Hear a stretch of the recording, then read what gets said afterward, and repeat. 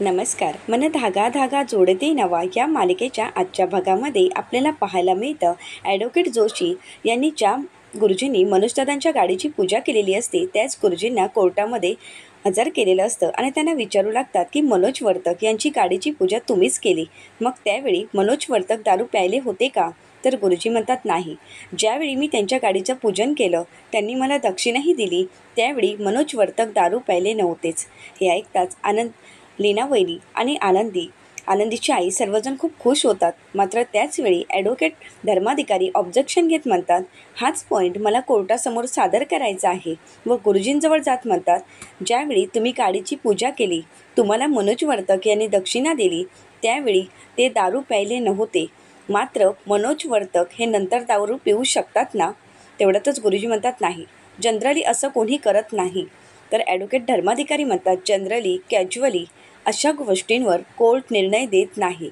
पूजा झाली, दक्षिणाही तुम्हाला दिली आणि त्यानंतर मनोज वर्तक तिथून निघून गेलेत. हे मात्र खरं आहे ना? तर गुरुजी म्हणतात हो. तर नेत्रा धर्माधिकारी म्हणतात, त्यानंतर तुम्ही त्यांच्यासोबत गाडीतून गेला होता का? तुम्ही त्यांच्या गाडीमध्ये बसला होता का? तर गुरुजी म्हणतात नाही. पुढे काय घडलं हे मी नाही सांगू शकत. त्याचवेळी ॲडव्होकेट नेत्रा धर्माधिकारी कोर्टासमोर सिद्ध करत म्हणतात, याचाच अर्थ हा की मनोज वर्तक हे गाडीचं पूजन झाल्यानंतर दारू प्यायले होते. हे ऐकताच ॲडव्होकेट जोशी म्हणतात, ॲडव्होकेट नेत्रा धर्माधिकारी जरतरच्या आधारावर मनोज वर्तक हे दारू प्यायले होते हे सिद्ध करण्याचा प्रयत्न करत आहेत. तर ॲडव्होकेट नेत्रा धर्माधिकारी म्हणतात, जरतरच्या आधारावर नेत्रा धर्माधिकारी कधीच बोलत नाही. तर ॲडव्होकेट जोशी म्हणतात, मग हे सगळं काही तुम्ही सिद्ध करून दाखवा. ॲडव्होकेट नेत्रा धर्माधिकारी म्हणतात, हो, मी हे सगळं सिद्ध करू इच्छिते. त्यासाठी वैद्यकीय तपास ज्यांनी केला त्या डॉक्टरांना मी कोर्टामध्ये हजर करण्याची विनंती करत आहे. आणि त्याचवेळी जज साहेब ज्या डॉक्टरांनी इन्व्हेस्टिगेशन केलेलं असतं त्या डॉक्टरांना कोर्टामध्ये हजर करण्याची परवानगी देतात. तर हे ऐकताच सार्थक आणि सगळ्यांनाच धक्का बसलेला असतो. तर दुसरीकडे पाहायला मिळतं रुंदा काकू घरात फेऱ्या मारत असताना शलाका म्हणते, अगं आई, पिंजऱ्यातल्या वाघासारखी का फिरते आहेस?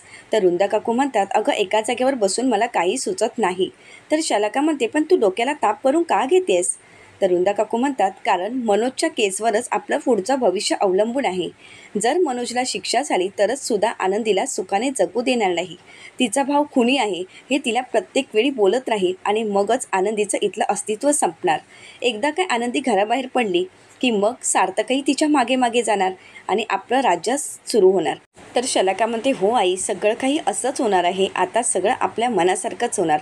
म्हणूनच तर मी केदारला सांगितलं होतं, अरे की कोर्टात जा, म्हणजे तिथे काय घडतं आहे ते सगळं आपल्याला समजलं असतं. पण केदार जायला तयारच नाही. त्याला कोर्टात जायचं नव्हतं आणि आता हा घरी बसून आहे. तर तेवढ्यातच रुंदा काकू केदारकडे रागानेच पाहत म्हणतात, तुम्हाला कोर्टामध्ये जायला काय झालं होतं? तर केदार म्हणतो, मला कोर्टात जायचं नव्हतं म्हणून मी नाही गेलो. तर रुंदा काकू म्हणतात, मग काय करणार आहात? घरी राहून फक्त खायचं काम करणार आहात का? हे ऐकताच केदारला राग येतो, कारण अगोदरच केदार घाबरून गेलेला असतो. तर केदार रागानेच शलाकाला म्हणतो, शलाका, तुझ्या आईला सांग प्रत्येक वेळी माझं खाणं काढायचं नाही. असं म्हणून केदार सगळं तिथे फेकून देतो आणि रागानेच तिथून निघून जातो. हे पाहताच रुंदा काकूंना धक्काच बसतो. तर शलाका म्हणते, अगं आई, प्रत्येक वेळी त्यांच्या खाण्यावरून तू का बोलत असतेस? तर रुंदा काकू म्हणतात, अगं मी तर नेहमीच बोलते, पण आज त्यांना पहिल्यांदाच एवढा राग आलेला मी पाहिला आहे. तर रुंदा काकूंना शलाका म्हणते, अगं तू नेहमी बोलतेस ना, म्हणूनच आज तो चिडला आहे. रुंदा काकू म्हणतात, नाही शलाका, नक्कीच काहीतरी वेगळं कारण आहे. कारण तू केदाररावांकडे लक्ष देऊन पाहिलंयस का? केदारराव काहीतरी लपवण्याचा प्रयत्न करत आहेत. तर शलाका म्हणते, नाही का आई, असं मला तरी वाटत नाही. मी एक त्यांना बोलू का खाली? म्हणजे तुम्ही समोरासमोर बोला आणि मग तुमचं काय ते असेल ते मिटून तरी जाईल. तर रुंदा काकू म्हणतात, राहून देत ग, आता तेवढा वेळ माझ्याकडे नाही आहे. आता माझ्यासाठी महत्त्वाचं आहे ते म्हणजे कोर्टात काय चाललं असेल आणि मनोजला शिक्षा होते की नाही. तर शलाका म्हणते, बघ आता तुलाच काही करायचं नाही तर मी तरी काय करू? मात्र शलाकाला यातलं खरं वाटत नसतं. मात्र रुंदा काकूंनी केदारचं हे लक्षण ओळखलेलं असतं. तर कोर्टामध्ये डॉक्टरांना साक्षीदार म्हणून हजर करण्यात आलेलं असतं आणि त्याचवेळी ॲडव्होकेट नेत्रा धर्माधिकारी त्यांना प्रश्न विचारत म्हणतात, मनोज वर्तक यांचं इन्फेक्शन तुम्हीच केलं होतं का? तर ते म्हणतात, हो. त्यावर ॲडव्होकेट नेत्रा धर्माधिकारी म्हणतात, मग मनोज वर्तक यांच्यामध्ये दारूचं प्रमाण सापडलं होतं का? तर डॉक्टर म्हणतात, हो सापडलं होतं, पण त्यांच्या शरीरामध्ये अल्कोहोलचं प्रमाण कमी होतं. तर ॲडव्होकेट नेत्रा धर्माधिकारी म्हणतात, कमी होतं की जास्त हे मी तुम्हाला विचारलंच नाही. कदाचित माझा प्रश्न तुम्हाला नीट समजला नसेल. माझा प्रश्न हा आहे की त्यांच्या शरीरामध्ये अल्कोहोलचं प्रमाण होतं की नाही. तर ॲडव्होकेट नेत्रा धर्माधिकारींच्या प्रश्नावर डॉक्टर उत्तर देत म्हणतात, होतं. हे ऐकताच ॲडव्होकेट नेत्रा धर्माधिकारी कोर्टासमोर सिद्ध करतात की यावरून हे सिद्ध होतं की मनोज वर्तक दारू प्यायले होते. तर तेवढ्यातच ॲडव्होकेट जोशी ऑब्जेक्शन घेत म्हणतात, मलाही काही प्रश्न विचारायचे आहेत आणि डॉक्टरांना विचारू लागतात की मनोज वर्तक यांच्या शरीरामध्ये जे अल्कोहोलचं प्रमाण होतं त्या प्रमाणावरून हे सिद्ध होतं की मनोज वर्तक एवढ्या अल्कोहोलच्या प्रमाणात बेशुद्ध पडू शकतात का. तर डॉक्टर म्हणतात, नाही, एवढ्या प्रमाणात माझ्या तरी दृष्टीने कोणीही बेशुद्ध पडू शकत नाही. तर तेवढ्यातच ॲडव्होकेट नेत्रा धर्माधिकारी म्हणतात, प्रमाण कमी आहे की जास्त यावर काहीच उपयोग नाही आहे, कारण ही काही थट्टा चालू आहे का. माझ्या माहितीप्रमाणे माणूस कमी दारू पित असला तरी त्याला काही वेळा ती दारू चढत असते, त्याला झेपतही नसते. आणि काही माणसं जास्त दारू पितात तरी त्यांना ती चढत नसते.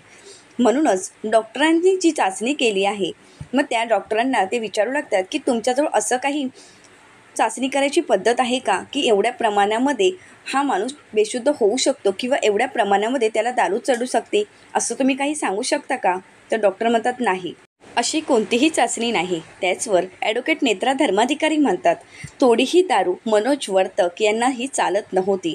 त्यांचा तोल ढासळत होता. थोडी दारू पियाले तरी ते कोणाशी काय वागत आहेत हे त्यांना कळतही नव्हतं, कारण हा त्यांचा स्वभावच होता. कारण त्यांना दारू झेपतच नव्हती. म्हणूनच हे सिद्ध करण्यासाठी मी कोर्टामध्ये अजून एक साक्षीदार बोलवू इच्छिते, असं म्हणत सुधा राजाध्यक्ष यांचं नाव घेताच सगळेच हादरून जातात. सार्थक आणि आनंदीला तर धक्काच बसलेला असतो. तर घरी अण्णा हे कोर्टामध्ये काय चाललं असेल याचा विचार करू लागतात आणि त्याचवेळी सानू ही अण्णांना विचारते, अण्णा, कोर्ट म्हणजे काय. तर अण्णा सानूला म्हणतात, सानू, ज्यावेळी आपल्याला भूक लागते त्यावेळी आपण कुठे जातो. तर सानू म्हणते, हॉटेलात. त्यानंतर अण्णा म्हणतात की बरं नसलं तर आपण कुठे जातो. सानू म्हणते, डॉक्टरजवळ, दवाखान्यात जातो आपण. तर अण्णा म्हणतात, तसंच आहे, आपल्यावर अन्याय झाला असेल, आपली बाजू सत्याची असेल तर आपण न्याय मागायला कोर्टात जातो. तर सानू म्हणते, कोर्टातच का. तर अण्णा म्हणतात, कारण कोर्ट हे सगळं काही न्यायाचं दैवत आहे. तिथे गेल्यावरच आपल्याला खरं खोटं सगळं काही सिद्ध होतं आणि आपल्यावरचे आरोपही सिद्ध होतात आणि म्हणूनच तिथे जातात. तर तेवढ्यातच सानू म्हणते, पण माझ्या बाबांनी काहीच केलं नाही हे सगळ्यांना कळेलच ना. तर अण्णा म्हणतात, हो, तू अजिबात काळजी करू नकोस. तर सानू ही अण्णांना म्हणते, जर माझ्या बाबांना शिक्षा झाली तर मला ते परत भेटणार नाहीत ना. अण्णा म्हणतात, नाही सानू, असं तू बोलू नकोस आणि असं काही होणार नाही. तुझा बाबा रागीट आहे पण वाईट नाही आणि लवकरच ते सगळं काही जज साहेबांना समजेल आणि ते त्यांना सोडतील. सानूही खूप खुश होते आणि खेळायला निघून जाते. तर अण्णाही मनाशीच म्हणतात, मी तर तुझा बाबा सुटेल अशी तुला आशा दाखवली आहे, पण माझ्यातला बाबा तर खूप बिथरला आहे. तर दुसरीकडे पाहायला मिळतं, सुधाताईंना कोर्टामध्ये हजर केलं जातं. तर नेत्रा धर्माधिकारी म्हणतात, माफ करा, मी तुमचं दुःख समजू शकते, पण तुम्ही उत्तरं देऊ शकता ना. तर सुधाताई म्हणतात, हो. तर ॲडव्होकेट नेत्रा धर्माधिकारी विचारतात की तुम्ही यांना ओळखता का, मनोज वर्तक यांना. तर सुधाताई म्हणतात, हो, ओळखते. माझ्या सुनेचाच म्हणजेच आनंदीचा हा सख्खा भाऊ आहे. ॲडव्होकेट धर्माधिकारी कोर्टाला सांगतात, मी ज्याप्रमाणे सांगितलं होतं आनंदी राजाध्यक्ष यांचा तो भाऊ आहे. तर ॲडव्होकेट नेत्रा धर्माधिकारी सुधाताईंना विचारतात, मनोज वर्तक हा आनंदीच्या लग्नानंतर म्हणजेच तुमच्या मुलाच्या लग्नानंतरच तुमच्या संपर्कात आला असेल ना. तर सुधाताई म्हणतात, हो. तर ॲडव्होकेट धर्माधिकारी विचारतात, त्याच्या दारू पिण्याविषयी तुम्हाला माहीत आहे का. तर सुधाताई म्हणतात, हो, तो तर दारूच्या आहारी गेला होता. दारू पिल्यानंतर तो कसा वागायचा, कोणाशी वागत आहे, कोणाशी काय बोलत आहे याचं त्याला भानही नसायचं. एकदा तर आमच्या घरी येऊनही त्याने तमाशा केला होता. तर धर्माधिकारी विचारतात, कधी. तर सुधाताई म्हणतात, ज्यावेळी माझ्या मुलीला बघायला पाहुणे आले होते तेव्हा. कशाचाही विचार न करता हा आमच्याशी भांडला होता. एवढंच नाही तर त्यांनी शिव्याही दिल्या होत्या. तर ॲडव्होकेट नेत्रा धर्माधिकारी कोर्टामध्ये सिद्ध करत म्हणतात, सुधाजी यांनी सांगितल्याप्रमाणे ज्यावेळी एखाद्याजवळ एखाद्या मुलीला पाहुणे बघायला येतात तो तर औपचारिक वेळ असतो आणि खूप महत्त्वाचा कार्यक्रम असतो आणि अशा ठिकाणी येऊनसुद्धा मनोज वर्तक हे आरडाओरड करतात. तर सुधाताईंना विचारतात, मग पुढे काय घडलं. तर सुधाताई म्हणतात, मग काय घडणार, माझ्या सुनेचा भाऊ जर असा असेल मग त्या घरची मुलगी कशी असेल असा विचार करून त्या पाहुण्यांनी नकार दिला. तर ॲडव्होकेट नेत्रा धर्माधिकारी म्हणू लागतात, याचाच अर्थ हा होतो की ठरलेलं लग्नही मोडलं आहे. मात्र हे खरंच विचित्र प्रकार आहे. नेत्रा धर्माधिकारी सिद्ध करत म्हणतात, म्हणजेच मनोज वर्तक यांना दारू पिल्यानंतर कोणत्याच गोष्टीची भानही नसतं आणि ते कोणाशी काय वागतायत हेही कळत नसतं. ॲडव्होकेट नेत्रा धर्माधिकारी सुधाताईंना विचारतात, मग त्यावेळी तुम्ही कोणी जाब विचारला नाही का? तर सुधाताई म्हणतात, विचारला ना. सार्थकने तसा प्रयत्नही केला, पण सार्थकच्या अंगावरच तो धावून आला. त्यांनी कधी स्वतःच्या बहिणीलाही सोडलं नाही. बहिणीला रस्त्यावर आणलं आणि म्हणूनच आम्ही तिला आश्रय दिला होता. आम्हीच सांभाळलं. तिच्या बहिणीचीही त्याने कधी किंमत ठेवली नाही, वडिलांची तर ठेवलीच नाही. नेहमी तो वडिलांशी भांडायचा आणि शेवटी त्याने खून केलाच. त्यावर ॲडव्होकेट जोशी म्हणतात, खून नाही, याला तर अपघात म्हणतात. तर सुधाताई म्हणतात, तुमच्या लेखी हा अपघात असेल, पण माझ्यासाठी हा खूनच आहे, कारण त्याने दारू पिऊन केलेला खून. आनंदी मात्र खूप रडत असते. तिला हे सगळं ऐकून खूप वाईट वाटत असतं.